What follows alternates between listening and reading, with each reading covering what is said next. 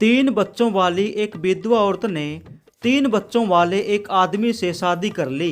शादी के बाद दोनों के फिर 3 बच्चे हो गए। एक दिन घर में बच्चों की जबरदस्त लड़ाई हो गई। पत्नी ने पति को फोन लगाया और बोली, सुनते हो जी, जल्दी घर आ जाओ, आपके बच्चे और मेरे बच्चे मिलकर हमारे बच्चों को मार रहे हैं। 1980 में बैंक ऑफ इंडिया ने धीरूभाई अंबानी को लोन देने से इनकार कर दिया था, पर 2010 में मुकेश अंबानी ने वो ही बैंक ऑफ इंडिया खरीदने का ऑफर दे दिया था। इस दुनिया में कुछ भी असंभव नहीं है। परसों आईसीआईसीआई बैंक वाले ने मुझे भी लोन देने से इनकार कर दिया। देखते हैं आगे क्या होता है।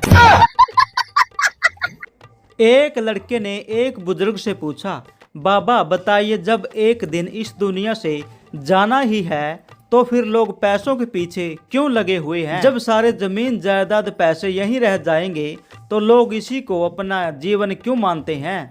जब रिश्ते निभाने का समय आता है तो भाई ही भाई का दुश्मन बन जाता है, क्यों? बुजुर्ग ने पूरी बात सुनी, फिर अपने माचिस की डिब्बी से एक तीली निकाली, फिर तीली को वादा तोड़कर ऊपर वाला भाग फेंक दिया और नीचे वाले भाग से दांतों को खुदेरने लगा और कहने लगा, मुझे क्या पता। वकील, माय लॉर्ड, कानून की किताब के पेज नंबर 15 के मुताबिक मेरे मुकल्लिद को बाइज्जत बरी किया जाए। जज, किताब पेश की जाए। किताब पेश की गई। जज ने पेज नंबर 15 खोला तो उसमें 1000 के 5 नोट थे। जज मुस्कुराते हुए बोला, बहुत खूब, इस तरह के 2 सबूत और पेश किए जाएं। पेपर देते समय एक बच्चा बड़ा गुमसुम सा था। मैडम, तुम कंफ्यूज क्यों हो? बच्चा, चुप रहो। मैडम, क्या तुम पेन भूल गए? बच्चा, फिर चुप रहो। मैडम, क्या रोल नंबर भूल आए? बच्चा, फिर चुप रहो।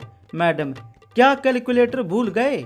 बच्चा, अरे चुप हो जाओ मेरी माँ, इधर मैं पर्चियां गलत सब्जेक्ट की ले आया और तुझे पेन पिल्सन की पड़ी है। प्राइमरी स्कूल में मैडम जी गहरी नींद में सो रही थी। तभी कलेक्टर साहब आ गए। मैडम जी पकड़ी गई। बहुत देर उठाने के बाद मैडम की नींद खुली। नींद खुलते ही मैडम कलेक्टर को देखते ही बोली, तो बच्चों समझ गए ना, कुंभकर्ण ऐसे सोता था। कलेक्टर साहब बेहोश। एक औरत कोमा में चली गई। पति मुर्दा समझ के जलाने चला गया। रास्ते में अर्थी खंबा से टकरा गई और औरत को होश आ गया और उसे वापस घर ले आए।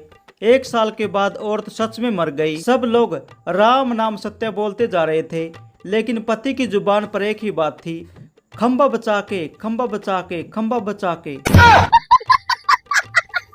किसी ने एक बुजुर्ग से पूछा, आपने जीवन भर शादी क्यों नहीं की? उसने बताया, मेरी जवानी की बात है, मैं एक पार्टी में गया हुआ था। वहां अनजाने में मेरा पैर आगे खड़ी युवती के लटकते पल्लू पर पड़ गया। वो नागिन की तरह फुफकार मारकर एकदम पलटी और शेरनी की तरह दहाड़ी। बलडी हेल, अंधे हो क्या? मैं हकलाकर माफी मांगने लगा। फिर उसकी नजर मेरे चेहरे पर पड़ी। वो बड़े ही मुस्कुरा सब्र में बोली, ओह माफ कीजिए, मैंने समझा मेरे पति है। बस फिर हिम्मत ही नहीं हुई।